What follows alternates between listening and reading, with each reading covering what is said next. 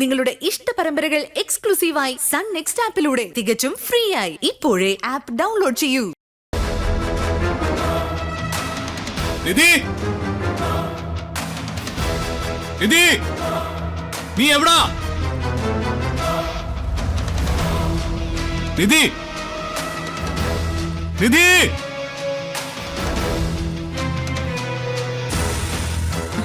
നിധിയെ കാണുന്നില്ലല്ലോ. പരിഭ്രമിച്ച് വണ്ടി ഓടിച്ചു കാണോ? എനിക്കാകെ പേടിയാവുന്നു. ഞാൻ വിളിച്ചിട്ടെ കുഴപ്പമൊന്നും ഇല്ലാന്ന് പറഞ്ഞേക്കാം. നിക്ക്, വെയിറ്റ്. സ്കൂട്ടർ വരുന്ന ശബ്ദം കേൾക്കുന്നുണ്ടല്ലോ.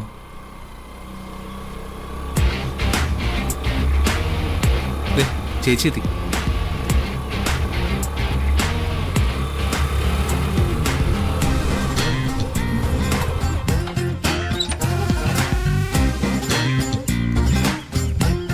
സാറിനെ എങ്ങോട്ടാ കൊണ്ടുപോയത്?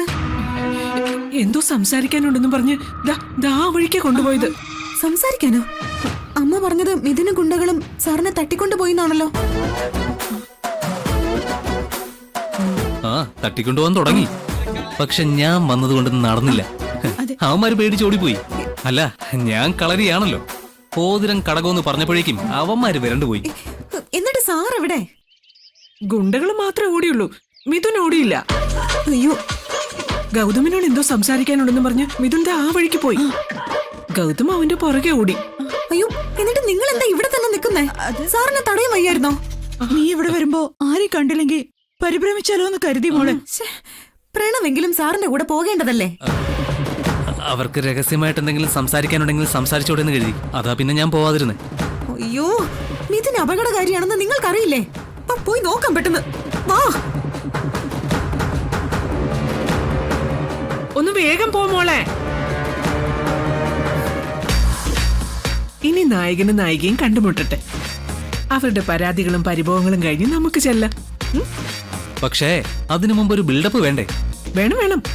രണ്ടുപേരും പരസ്പരം തിരഞ്ഞു തന്നെ ഒന്നിക്കണം.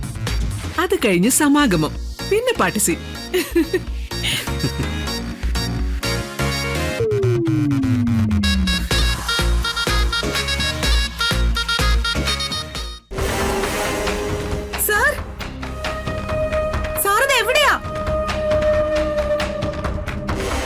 പിന്നാലെ സാർ എങ്ങോട്ട് ഓടിയത്? സാർ, അമ്മമാരും പ്രണവും എന്റെ പിന്നാലെ വന്നില്ലേ? സാർ,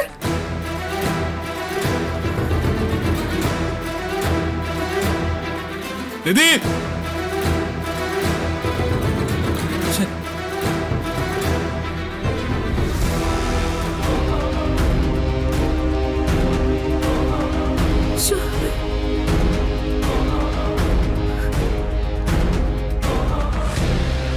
നിധി, മിഥുൻ, എന്റെ നിധിക്ക് എന്തെങ്കിലും പറ്റിയ നിന്നെ ഞാൻ ചുമ്മാ വിടില്ല. നിധി,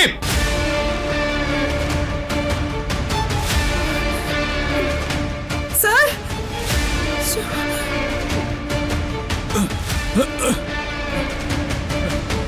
നിധി, നിധി, സാർ, നിധി,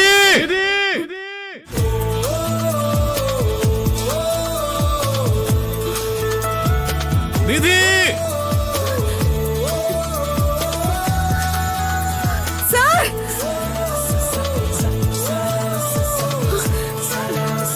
നിധി, ഞാൻ കൊണ്ടുവരാം.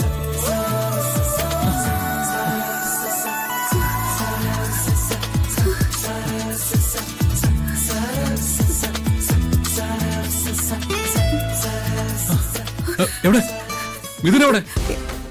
സാർ എന്നോടാണോ ചോദിക്കുന്നത്? സാറല്ലേ മിഥുനെ ഓടിച്ച് ഇങ്ങോട്ട് കൊണ്ടുവന്നത്? ഞാൻ ഓടിച്ചെന്നു. അതെ, അങ്ങനെയാണല്ലോ അമ്മമാര് പറഞ്ഞേ. അല്ല, അവരെന്നോട് പറഞ്ഞത് മിഥുൻ നിന്നെ കൊണ്ട് സംസാരിക്കാൻ വന്നെന്നാ. ഞാൻ വന്നത് നിന്നെ രക്ഷിക്കാനാ. ഞാൻ വന്നത് സാറിനെ രക്ഷിക്കാനാ? നീ എന്നെ രക്ഷിക്കാണ്? എടി നിധി, ഞാൻ ഹീറോയാണ്. ഞാനാണ് എല്ലാവരെയും രക്ഷിക്കുന്നത്. എങ്കിലേ ഞാൻ ഹീറോയിനാ. എന്താ, ഹീറോയിന് ഹീറോയെ രക്ഷിക്കാൻ പാടില്ല. വില്ലന്റെ കയ്യിൽ നിന്ന് നായികയെ രക്ഷിക്കുന്നവനാണ് നായകൻ. എന്നെ രക്ഷിക്കൂ എന്ന് പറഞ്ഞ് നിലവിളിക്കുന്നവളാണ് നായിക.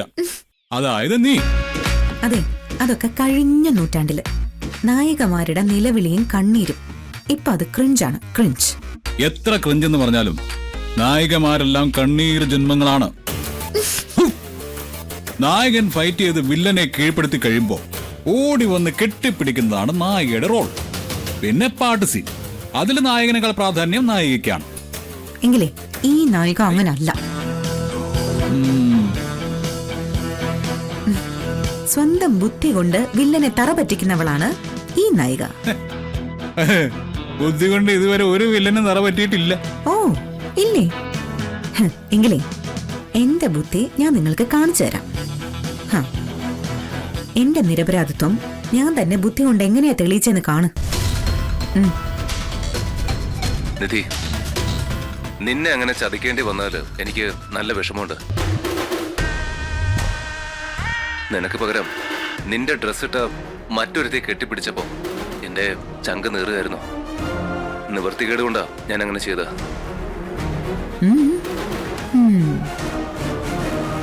ഈ വീഡിയോ ഫേക്ക് ആയിട്ട് ഉണ്ടാക്കാൻ വേണ്ടി രണ്ടും കൂടി എഡിറ്റ് ചെയ്ത് ചേർത്താ ഞാൻ ഗൗതമനെ കാണിച്ച. ഇപ്പൊ എങ്ങനെയുണ്ട്? നിനക്ക് ബുദ്ധിയില്ലാന്ന് ഞാൻ പറഞ്ഞില്ല. ഓ പക്ഷേ ശാരീരികമായിട്ട് മിഥുൻ എന്ന വില്ലനെ തറ പറ്റിക്കണമെങ്കിൽ ഈ ഗൗതം ഗോപിനാഥ് എന്ന ഹീറോ തന്നെ വേണം. ഓഹോ, അതിന്റെ ഒരു ആവശ്യമില്ല. ഹീറോയിന്റെ ബുദ്ധി മാത്രം മതി. ബുദ്ധി കൊണ്ട് എങ്ങനെയാണ് ബുദ്ധൂസെ ഒരാളെ തല്ലുന്നത്? അപ്പൊ പിന്നെ ബാക്കിയും കൂടി കാണും. ദാ.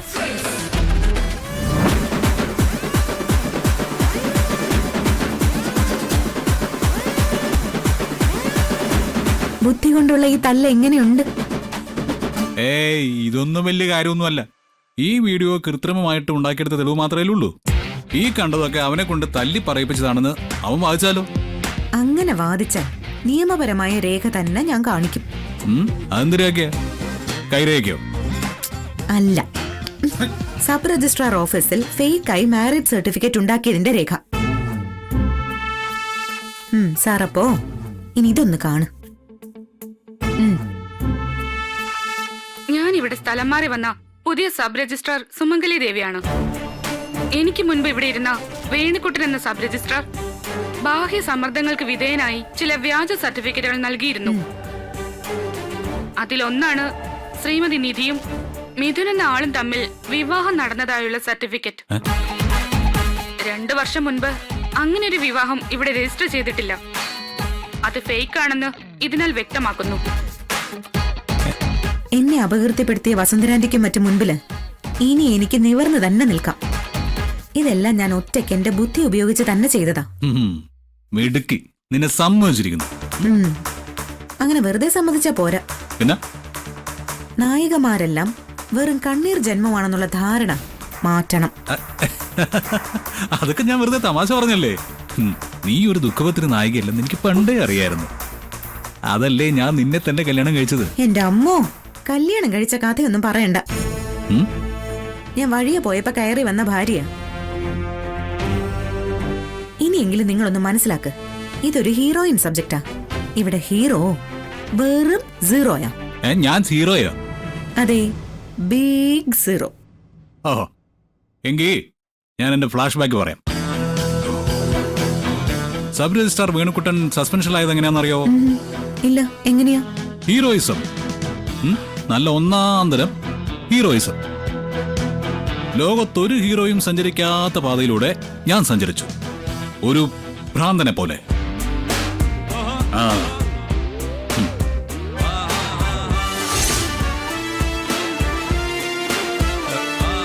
Sir, may come in? വാ. പിന്നെ ഭാസിച്ചേട്ടൻ ഒരു കാര്യം പറഞ്ഞില്ലായിരുന്നോ? അതെ, എന്റെ കല്യാണം നടന്നതായാണ് സർട്ടിഫിക്കറ്റ് ഉണ്ടാക്കേണ്ടത്. ഭാസി പറഞ്ഞ ഇമോട്ട് കൊണ്ടുവന്നിട്ടോ? ഓ,